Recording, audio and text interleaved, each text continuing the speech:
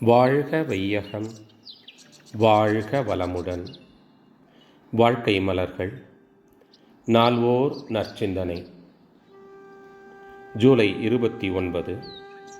தலைப்பு: உலக சகோதரத்துவம்.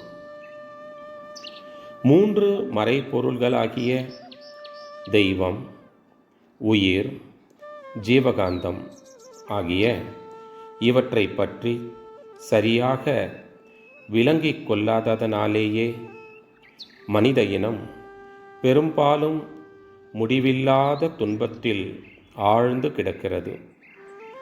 கல்வி முறையின் மூலமாக இந்த 3 மறைபொருள்களை பற்றிய விளக்கமானது தெளிவாக எல்லோருக்கும் கொடுக்கப்பட்டால்தான் மனித இன முன்னேற்றம் என்பது நடைமுறையில் சாத்தியமாகும்.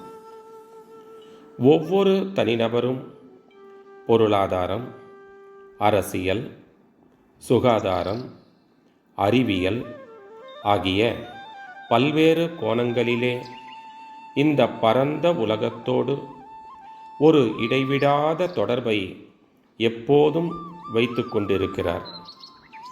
யாராவது ஒரு தனிநபர் இத்தகைய அறிவு விளக்கத்திலோ அல்லது வாழ்க்கை ஒழுக்கத்திலோ பின்தங்கி இருப்பாரானால் அது தொடர் நிகழ்ச்சி போல குடும்பம், சமுதாயம், உலகம் என்ற அளவில் மனித குலத்துக்கு பெரிய அளவில் மிக மோசமான பாதிப்பை உண்டாக்கும்.